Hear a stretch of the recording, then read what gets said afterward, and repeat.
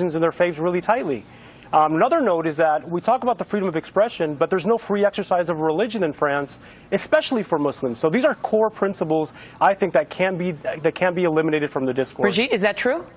Absolutely not true. I mean, look, there are so many different people from different cultures and different religions that immigrate to France and to different countries around the world. How come they assimilate? I mean, I can tell you from my own country of Lebanon, millions of people fled and they settled in France and they assimilated into French culture. French culture is open-minded. They are tolerant just like any other Western culture. The problem is with Islamic immigration, no matter where they go, whether Australia, America, Canada, Europe, they are not assimilating, and to the contrary, the second generation is even becoming more radical than the first generation. So this is a problem coming from the Islamic culture itself and their ideology, and has nothing to do with the nonsense Islamophobia that Arab pundits come on television and give us, and it's time to throw political correctness in the garbage where it belongs and start calling a spade a spade. Khaled, when you speak with French people, and I know some French people, they say it is not as you say. They say that they would love to see these Muslims integrate into the community, but that they don't want to, that they want to hold on to,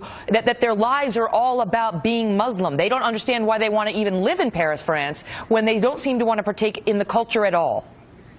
Well, how do you explain the first victim of the attack, right? Ahmed Murabat, a policeman, an everyday citizen.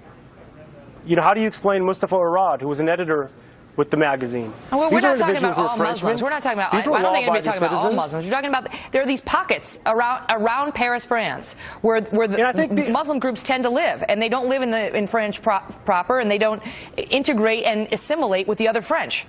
Well, much of that is structural, right? And what you're talking about are called the banlieues. These are ghettos that are on the outskirts of French cities. These individuals are utterly segregated from urban spaces, from cosmopolitan centers. So much of it is the French model of building these essentially distant and alienated ghettos that don't give immigrants, not only Muslims. Also note that anti-Semitism in France is really strong.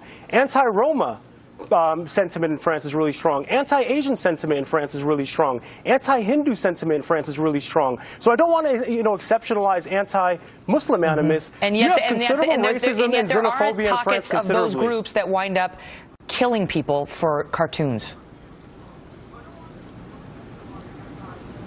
I'll take the last word on that one. Was that a question? I mean, there's something about the Muslim groups in France and elsewhere that makes them do it. Muslim groups in France, Megan, there are 751 no-go zones. 751 no-go zones in France where 5 million Muslims live. 5 million Muslims, no other religious. Why? How come everybody else is assimilating and they are not assimilating? And by the way, we're having these zones pop up in the United States as well.